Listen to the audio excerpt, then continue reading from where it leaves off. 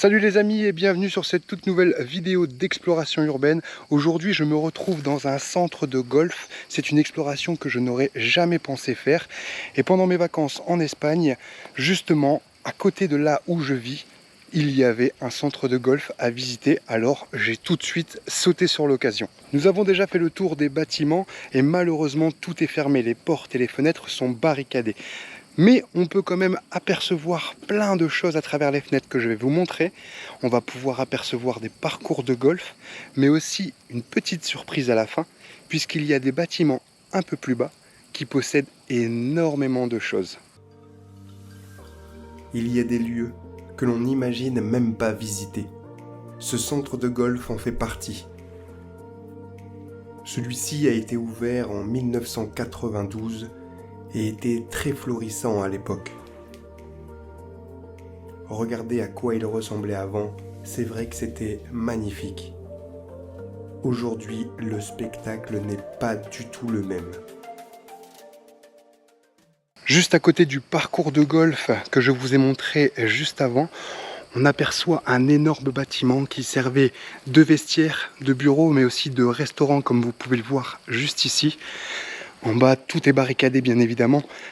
Là, ici, les grilles sont chaînées, mais on peut apercevoir, j'espère que vous le verrez à la vidéo, des caddies qui permettent aux gens de circuler sur les parcours de golf. On aperçoit même aussi des balles de golf, au sol et des chaises. Donc on va aller plutôt voir maintenant au niveau des bureaux et du restaurant ce qui pouvait s'y trouver. Il y avait sûrement une entrée qui se faisait par ici, mais elle a été ensuite barricadée avec de la ferraille qui a été soudée. Puis comme de toute façon on peut le voir, là ici, il y a un panneau qui nous indique qu'il y a une alarme.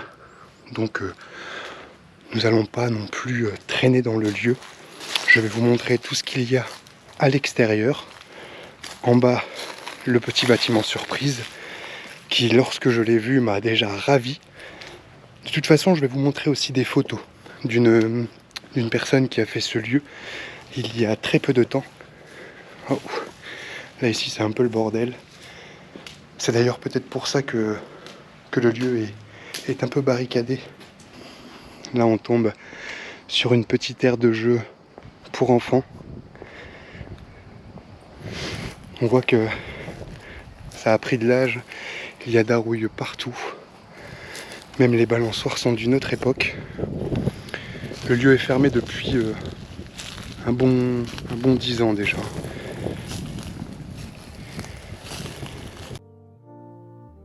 Les causes de cet abandon sont assez claires. Il y a eu de la concurrence avec l'ouverture d'autres centres de golf, mais surtout un laisser-aller très important de la part des propriétaires qui négligeaient malheureusement l'entretien des parcours de golf.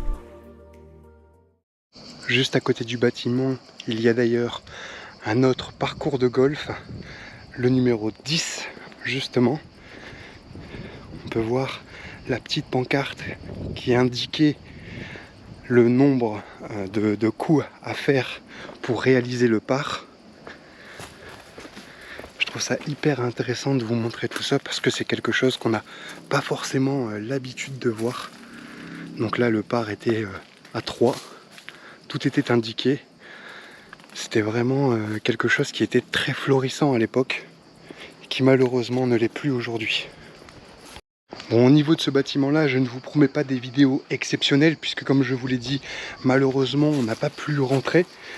Mais vous pouvez apercevoir de toute façon le restaurant en haut avec ses chaises, ces verres qui sont encore installés.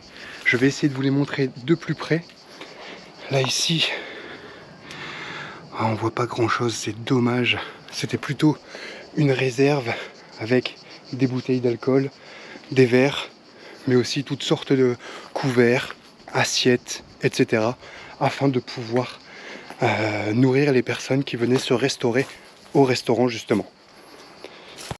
J'ai réussi à monter sur une petite plateforme qui servait peut-être d'échiquier géant et qui permettait à certaines personnes de se divertir. Pour vous montrer ici qu'il y avait aussi un petit bar où les gens pouvaient admirer les personnes qui jouaient au golf, mais aussi prendre un verre entre amis. À l'arrière du bâtiment, on peut apercevoir qu'il y avait donc, comme je vous l'ai dit tout à l'heure, les bureaux. C'est vraiment dommage qu'on ne puisse pas rentrer. Vous devez voir plus mon ombre qu'autre chose et c'est tellement dommage. Il y a tous les dossiers, tous les fichiers, même peut-être d'adhésion. Là, il y a une petite maquette qui permet de voir à quoi ressemblait le bâtiment à l'époque. Mais on pouvait avoir une superbe vue du parcours. Celui-ci, c'est le parcours numéro 1. Puis en plus, avec le soleil derrière, c'est juste magnifique à voir. On a aussi trouvé un tout petit box qui servait sûrement d'entrepôt à tout ce qui était club de golf. De toute façon, on peut voir aussi qu'il y a aussi là des protections justement pour les clubs de golf, des sangles afin de pouvoir tenir les caddies. Et là ici, ce sont sûrement des filets qui permettent de retenir les balles qui étaient envoyées par les golfeurs. Donc là, je vous ai montré les bâtiments du haut qui sont forcément barricadés. Donc du coup, c'est un peu plus compliqué d'apercevoir des choses, même si on arrive à distinguer des tables, des chaises, des bureaux, des fichiers. Ça aurait pu être extraordinaire de pouvoir rentrer à l'intérieur, même si, comme je vous l'ai dit, je vous montre des photos d'une personne qui dernièrement a fait cette exploration. Elle est espagnole, j'ai essayé de rentrer en contact avec elle. Malheureusement, elle n'a pas pu me répondre. Mais là, je me dirige directement vers un bâtiment qui va nous émerveiller à coup sûr, puisqu'il contient des caddies, des tracteurs qui servaient sûrement à remodeler le parcours de golf. Vous allez voir, ça vaut vraiment le détour. Il y a les tracteurs qui permettait sûrement de remettre à niveau certains parcours qui étaient abîmés par le temps. C'était sûrement l'entrepôt, donc peut-être du jardinier ou entre guillemets de l'homme à tout faire. Il y a des pinceaux, donc le gros tracteur, le rouleau afin d'aplanir tout ce qui était végétation. Mais il y a aussi énormément de choses comme des anciens caddies de golf, des tuiles. Ouais, je pense que c'était quelqu'un qui était présent sur les lieux comme un intendant et qui permettait la réparation de toutes choses dans le bâtiment, mais aussi à l'extérieur. On retrouve pas mal de choses assez insolites comme ces distributeurs de boissons, un vieux camion, pas mal de portail, de ferraille qui est entreposé là depuis très longtemps. On le voit de par la végétation qui reprend ses droits, mais aussi toute la rouille présente sur les morceaux de ferraille. Il y a des roues qui traînent partout, un étau, un établi, une bétonnière. Là ici, une meuleuse. Ouais, il y a vraiment énormément d'outils qui permettaient à l'homme ou aux hommes ou même aux femmes qui étaient présentes sur place afin de réparer les petites choses du bâtiment, mais aussi afin de tondre la pelouse. C'était quelque chose qui était très important au départ pour eux lors de leur ouverture. Malheureusement, comme je vous l'ai expliqué, la concurrence a fait qu'ils n'ont pas résisté aux autres clubs de golf qui ont ouvert. Ici, il y a énormément de courroies. À quoi servait-elle? Je n'en sais rien, peut-être pour les propulsions des balles de golf. Énormément de motorisation. On dirait vraiment comme un garage. On a un ancien garage. Là, ici, on voit rien du tout. Mais on dirait vraiment comme un ancien garage, puisqu'il y a, ou il y avait, de toute façon, du matériel qui permettait d'envoyer les balles de golf. On peut aussi retrouver ici une Peugeot, un autre camion.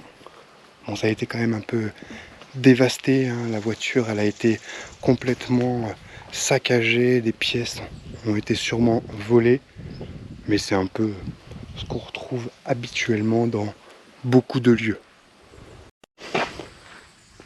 On retrouve aussi de très grosses machines. Bon là c'est une scie, mais une scie industrielle, porte-bébé. Je sais pas ce qu'il fait là. Du ciment, du béton, de la gaine. Là pareil, hein, une scie. Oui, c'est vraiment énormément de choses, du bois. Énormément de choses qui permettaient de faire les réparations de ce gigantesque club de golf.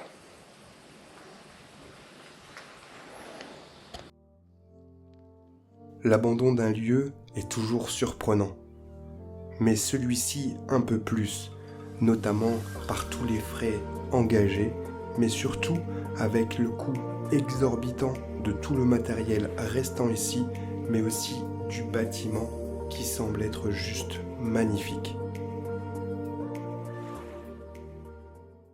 Voilà les amis, je vous quitte, l'exploration est terminée, il y avait énormément de choses à voir et j'espère que la vidéo vous plaira.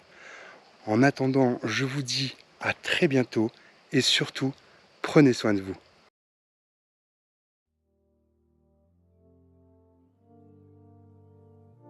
Pals, une ville de la Costa Brava, a joué un grand rôle lors de la guerre froide. En effet, c'est de cette ville d'où émettait Radio Liberty. C'est une radio financée par les États-Unis et gérée par la CIA qui émettait vers les pays du bloc soviétique. Je passais dans les environs, alors je me suis arrêté et malgré les bâtiments qui sont aujourd'hui fracassés, j'ai pu m'amuser un peu avec le drone et cela me fait vraiment plaisir de vous partager ces vidéos.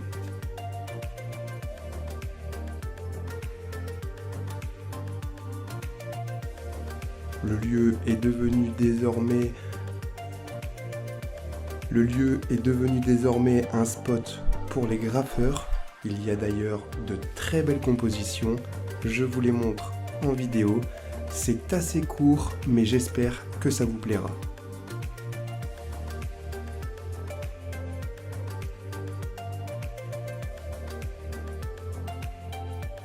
Surtout, n'oubliez pas de vous abonner, de liker la vidéo si les deux explorations vous ont plu. Laissez-moi un commentaire. Je vous dis à très bientôt et surtout, prenez soin de vous.